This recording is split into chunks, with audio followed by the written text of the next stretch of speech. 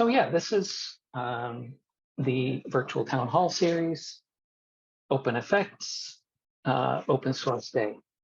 And I will say, for those of you who are C programmers, which is probably most of you, otherwise you wouldn't be here, all the slides have an open comment and there are no closing comments. So this entire thing is going to be a massively nested C++ comment. I'm just kidding, of course. So yeah, this is the OpenFX Town Hall. I guess I'd like to know a little bit about who is here before we get going. If you can just maybe post in the chat who you are, what you're interested in, what your interest in OpenFX is like, and maybe how familiar you are with the project. That may give me a little bit of insight into how to structure the talk. But otherwise, we'll dig into what is OpenFX, why is it a thing, why should you care, how did we get here, and then I figure since most of you are probably not OpenFX experts, we'll talk a little bit about the API itself and what you can do with it. And then we'll get into what we're working on now, some of our current initiatives, and we'll a lot of Q&A at the end. But what I will say is that my hope is that what you'll get out of this today is that it's a fun project, it's doing good work, and we would love to have welcome new contributors, and we want to be welcoming to anyone who wants to create cool visual effects.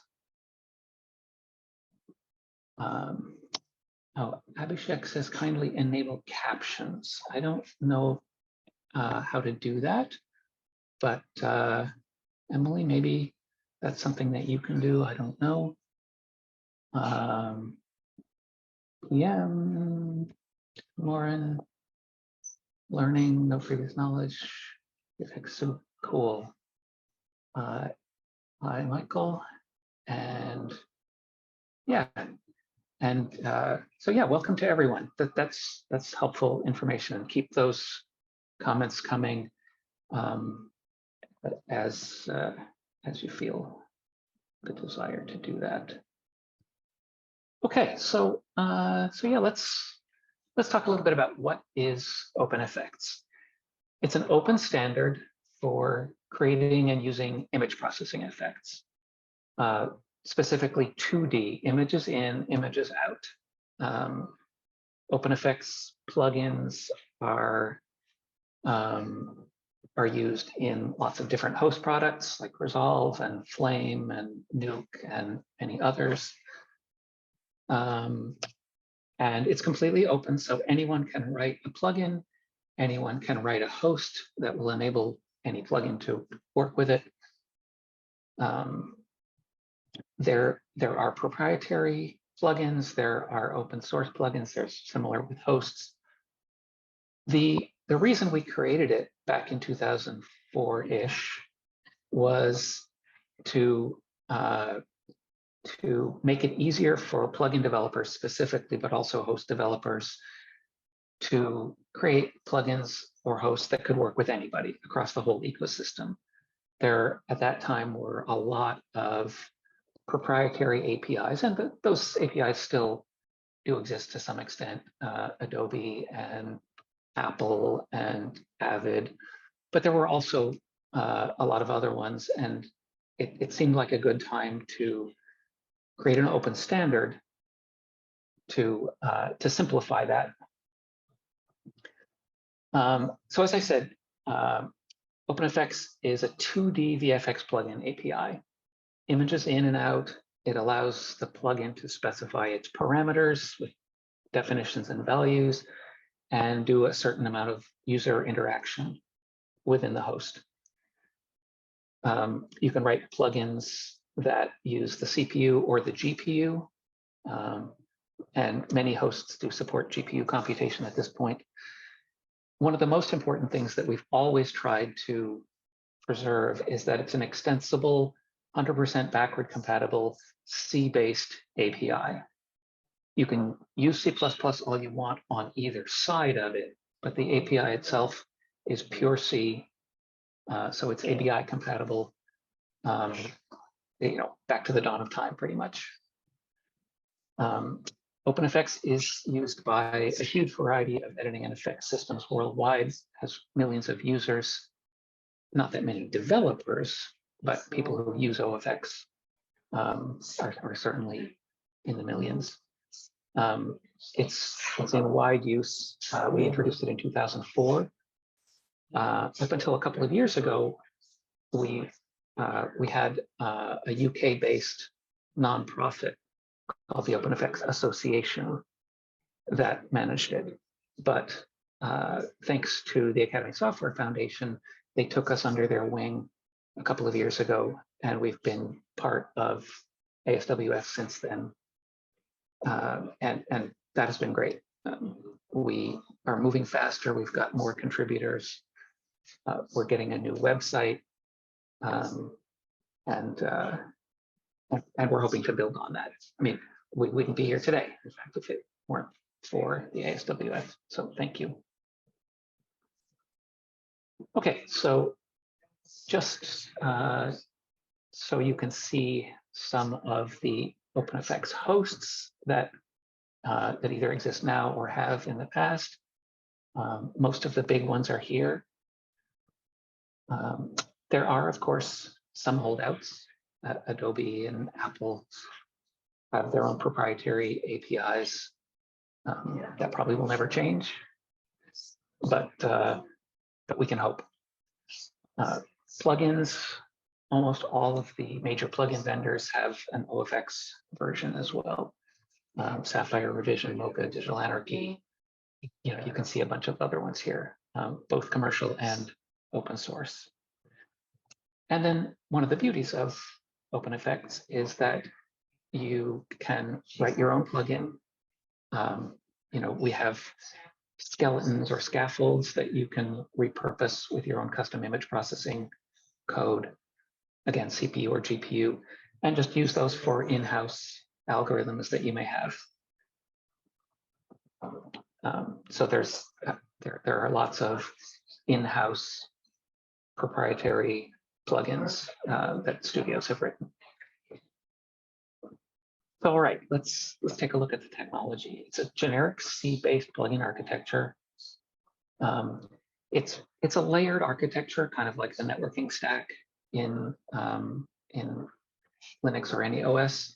The basic layer is a generic C-based plugin architecture that allows any process running on a machine to load a shared library with just a very few well-defined entry points, and then that bootstraps the whole process from there.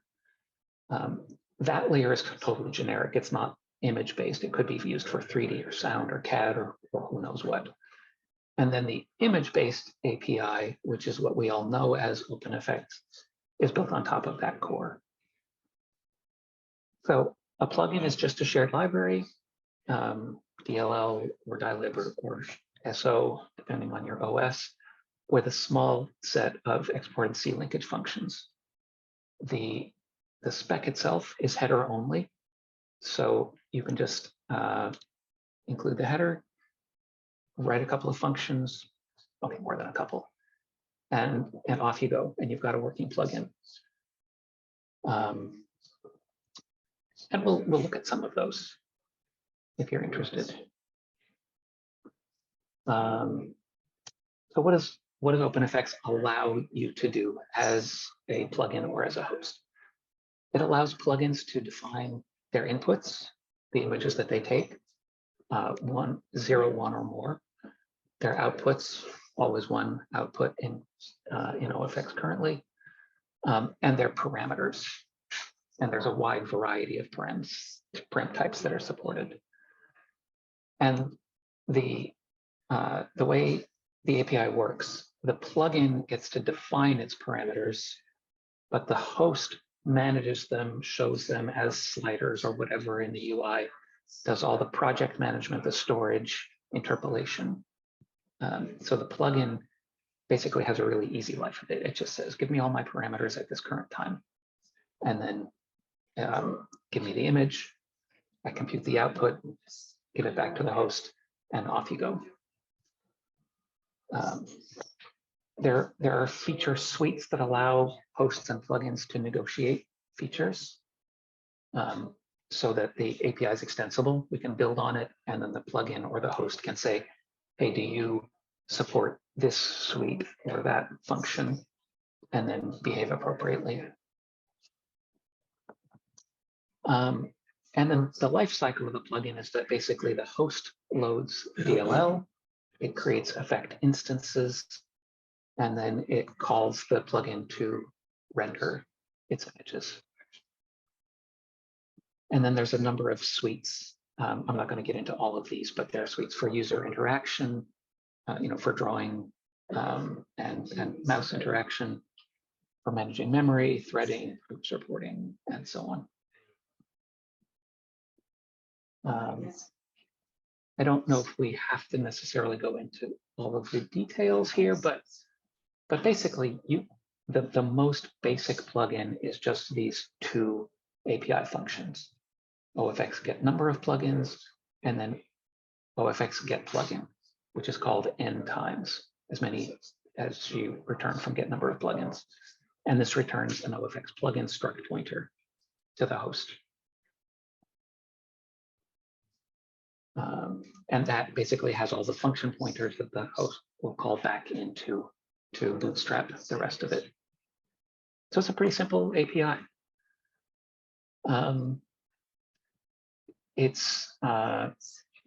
Most of the suites are based around the idea of a property, which is just a name value pair looked up by string names. And these are just plain C strings, null terminated, nothing fancy.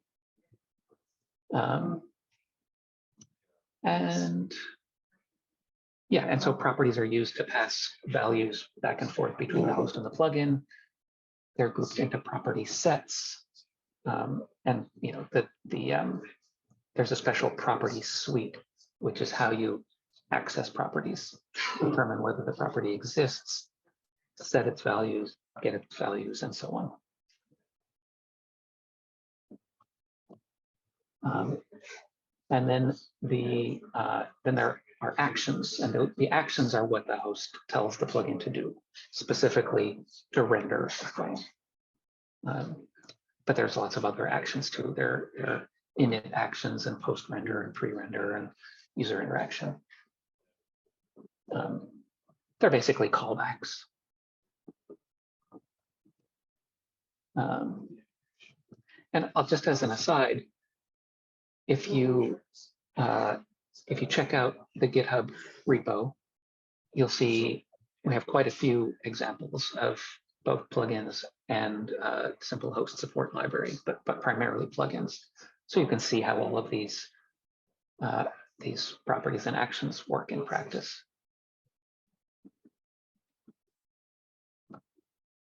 So as far as parameters goes, we support a rich set of parameter types. There's floats, integers, booleans, colors, strings, pop-ups, push buttons, and I think even angles and a few other types. Most of those can be animated, and the host, as I said, is responsible for supporting whatever kind of animation they want, the splines and linear and so on. We tried not to put that into the standard because we felt it would lock in hosts to certain kinds of behavior. We wanted to give the host all the flexibility. There are also support for spatial coordinates. So essentially you can, if you're defining a lens flare, for instance, with a center point, You can say it should be a third of the way down from the top and a third of the way in from the left, no matter what the resolution is. And their temporal coordinates and scales and so on. So in terms of image processing, as I said, it's totally frame-based. You get a frame, you render a frame. The API does support alternate frame access. So you can say, okay, give me not only this frame, but the 2 frames preceding this and the 2 frames after it, or give me frame N in my input clip. There are generator effects that don't take any inputs, like if you just want clouds or Perlin noise or what have you. There are simple filters, 1 input, 1 output. Transitions obviously take 2 inputs, produce 1 output. As I said, there's GPU and CPU. Currently, GPU is primarily OpenGL, but we've just recently been working on supporting CUDA, Metal, OpenCL, and Vulkan as texture formats for exchange with a host. Image-wise, we support 8-bit, 16-bit integer, 16-bit half float, 32-bit float, alpha only RGB, RGBA, and pre-mult or non-pre-mult. So pretty much anything. And the plugins can get all kinds of access to the clip's attributes. One thing that we are still working on is color space support. Currently, there's a sort of tacit assumption that if you're in float, which most people are at this point, that's assumed to be seen linear. But there's been more and more call from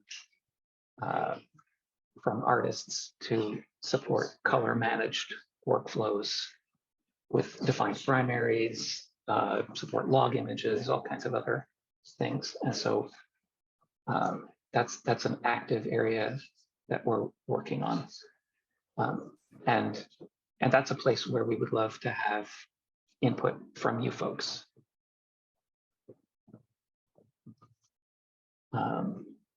Interaction is pretty basic. You can interact with their suites to allow mouse, keyboard, and overlays. Let's see. I think we covered most of this. We've tried to keep everything extensible and back compatible. So OFX plugins from the 90s should still load. Obviously not, if they were compiled for PowerPC Mac, maybe not. But short of architectural limits, we try to keep the API always back compatible. We version the suites as we add things to them. And we try to document the changes as we go. C++. So there is a C++ host plugin wrapper, and there's a C++ host support library. Those are in the GitHub repo. It is absolutely not required, but it can definitely simplify getting a basic plugin up and running. That also is still header only, so it's totally cross-platform. There's no compiler dependencies. And our CI builds test a number of different OSs for that.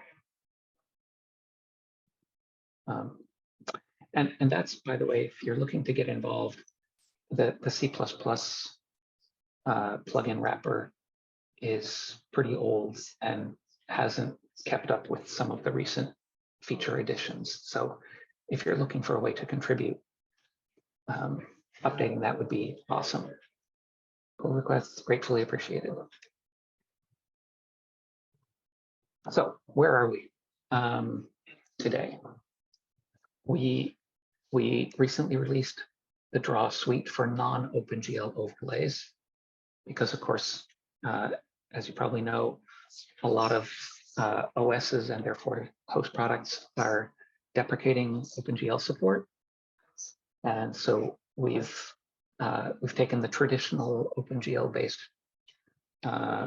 OpenFX draw suite and created a GPU interface agnostic version of that hosts can implement with whatever they support, whether it's Vulkan or OpenGL or anything, and the plugins don't have to know.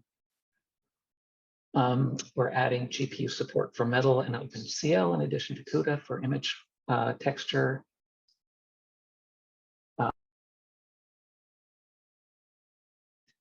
A few hosts have already implemented it in production, and I believe some of the plugins are now rolling out in production there as well.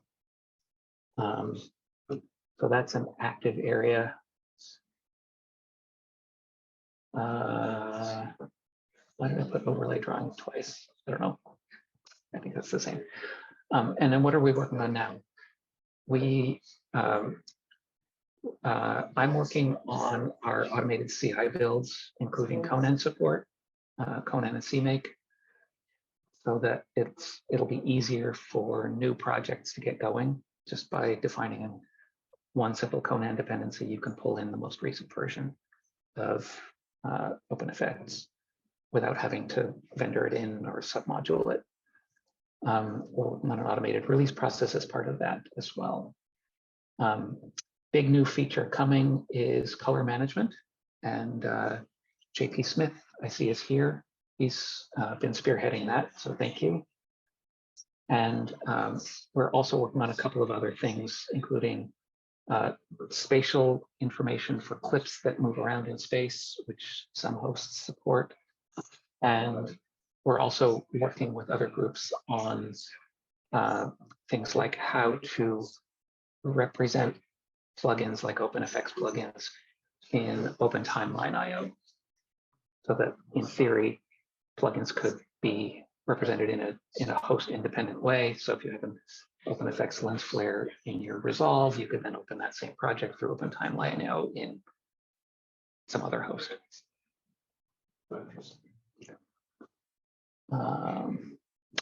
So yeah, as I said, we because we're now part of the ASWF, we've been trying to work with other ASWF groups, which has been great. Open Timeline IO, OpenColor IO, and the CI working group are big ones. But we're also working with the ASC and SIMPD, especially around the idea of spatial clip parameters. Where is a clip in space? What are the boundaries of it? How do they move, as you do essentially framing decision lists? So yeah, that's sort of where we are. That's a little bit of introduction to the tech. And now comes the pitch. We would love to have more contributors. The same small group has basically been managing the standard and the associated libraries for almost 20 years now, and that's fine. But we would love to get new folks involved. There's a lot of new ideas that have come out in the intervening 20 years, and we would love to take advantage of that. We would love to get that new stuff into OpenFX. We'd love to hear what you would love to see in a new version. So how can you contribute? There's a whole spectrum. The easiest way is to come to a technical steering committee meeting. Those are open to the public. They're listed. I have some links. We are getting a new website, by the way, very soon, but it's not up yet.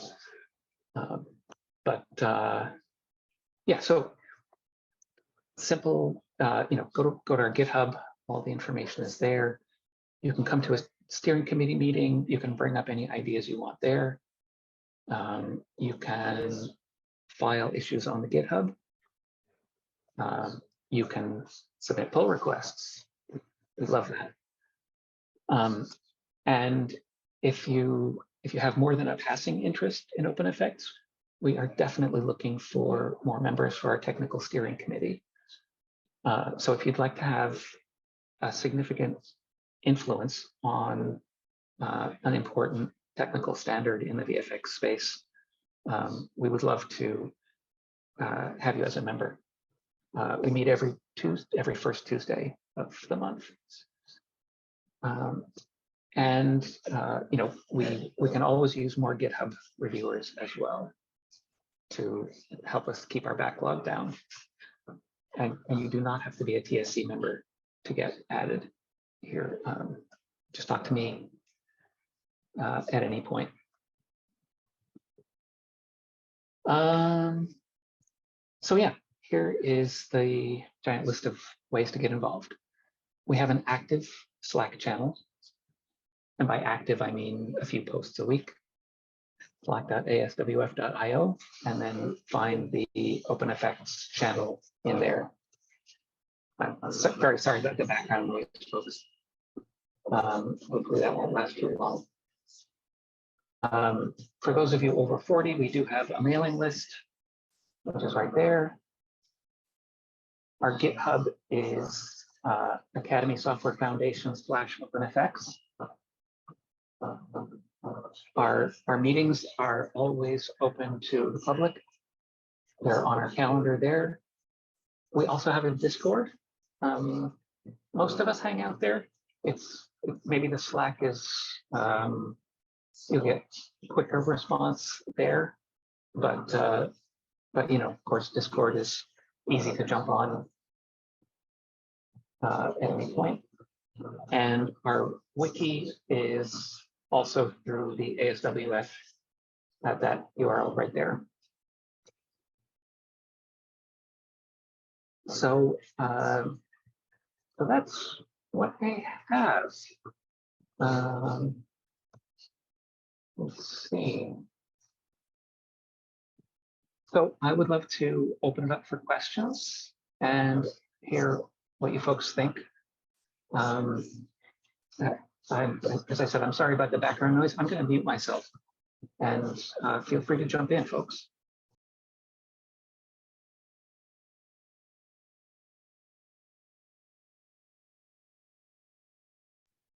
And if nobody has anything, JP, maybe you'd like to just say a few words about the color stuff?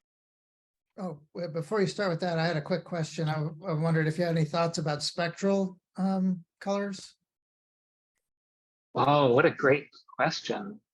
There is no particular reason we couldn't support that. The list of image types in the spec, basically that's what you would do.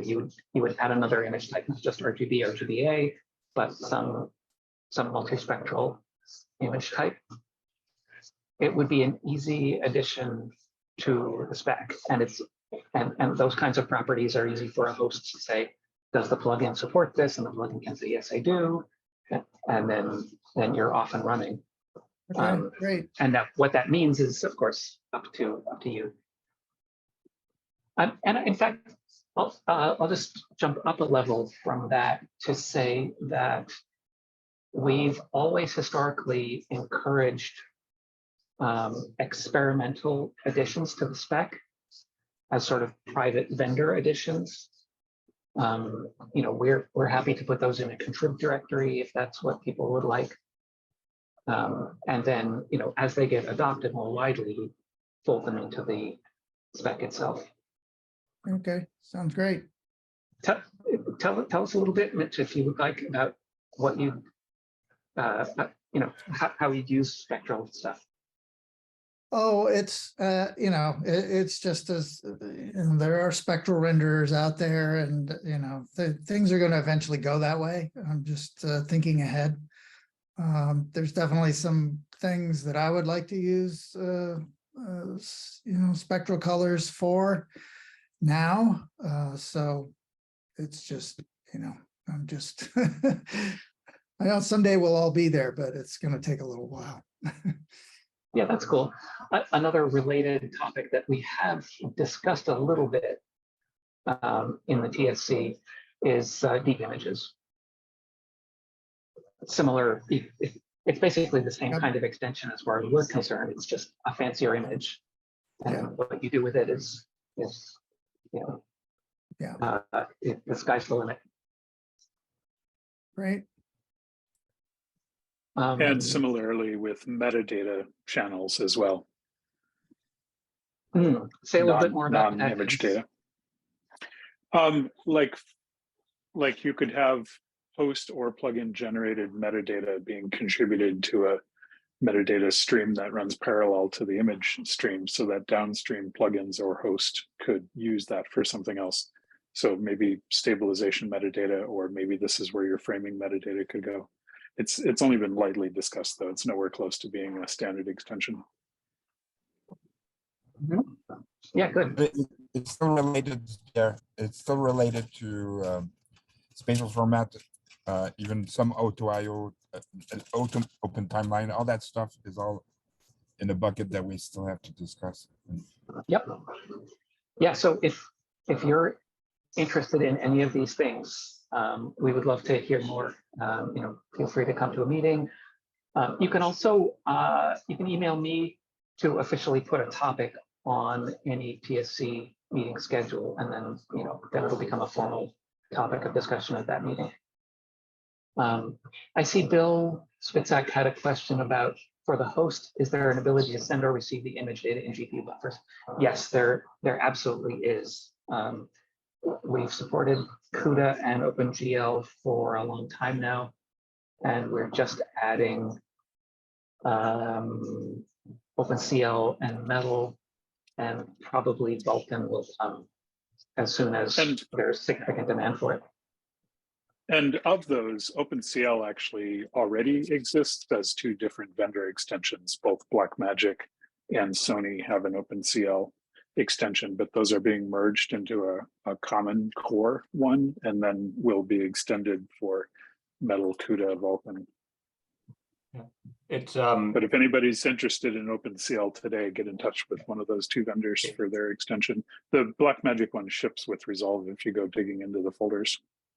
Well, I'm just going to say it can't be a different type than the plugin wants to use. Is that correct? It's negotiated if it's a CPU buffer. If a plugin and or a host support multiple, they can negotiate and decide which one they want to use. CPU buffer is the lingua franca that OpenFX started with and everybody must support. But if both a host and a plugin, for example, support OpenCL buffers like Resolve, then you just get the host's buffer and there's no CPU path there. Yeah, that's what I think a lot of, somebody mentioned metadata. I think a lot of that could just be parameters that maybe have special names or special flags on them. And it can be, but that lives within the plugin only. Only the plugin would be able to manipulate those parameters. The idea of a metadata stream is that you could have one plugin, for example, doing tracking, and another downstream plugin that then uses those points as you're talking about output meta. Yeah, okay. I was thinking input metadata though could just be completely covered with parameters. Yes. Output of something other than the image is what you're looking at. Okay. Yeah. Yep, exactly. Yeah, other questions? Anyone? Feel free to jump in.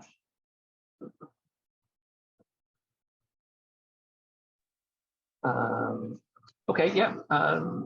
JP, do you want to just say a little bit about color and where we're going there? Yeah. Well, as Gary mentioned, there's this history of vendor-specific extensions being developed for OpenFX. And I work for BorisFX. We develop Mocha, Sapphire, Continuum, Silhouette, various different plugins and hosts within the same company. And we developed a internal extension to use OpenColorio in OpenFX plugins because all of our plugins and hosts inside BorisFX use OpenColorio.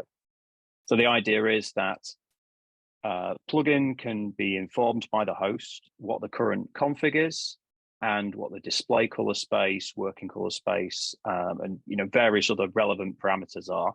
And then the plugin can react accordingly. That was kind of our starting point. And in particular, it's helpful for plugins that put a user interface, their own user interface on the screen, and need to make sure that they're displaying colors in the same way that the host does. About, I guess, a few months ago, we started the process of getting that adopted as part of the standard. And really, that opened up a lot more use cases than we'd considered at OpenFX. So now we're looking at a broader color management spec that is, while it originates with OpenColorio, will also support the workflows where neither the plugin nor the host actually uses OpenColorio, or a situation where we may have a plugin that actually internally does use OCIO and a host that doesn't, and allowing those two to communicate via some consistent set of strings. So the idea is, and this goes along with several of the recent proposals we've had, is to use the best from the other projects at ASWF and in the industry more broadly, rather than reinventing the wheel with some of these things as we might have done in the past. So we very much want to build on the work that OpenColorio has done in defining the way to communicate information about color spaces consistently, and just expose that to the OpenFX community. So at the moment, there's a pull request on GitHub with lots of discussion on it, and all of our recent TSC meetings have had a section where we're discussing moving this forward. I'm hopeful that in the next couple of months we'll reach a conclusion and be able to start getting this put into the standard.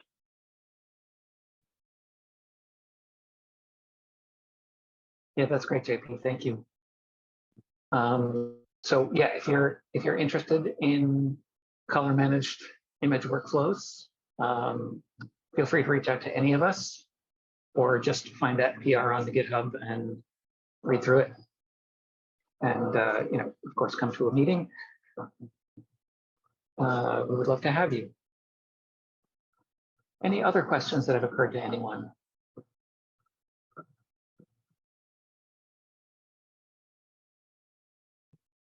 All right. Well, I guess we can wrap up there then.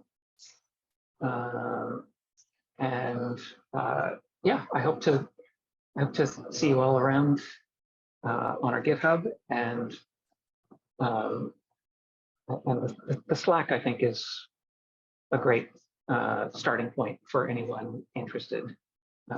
We post all the meeting invites there, and it's a good place to just keep your ear to the ground and know what's happening with OpenFX.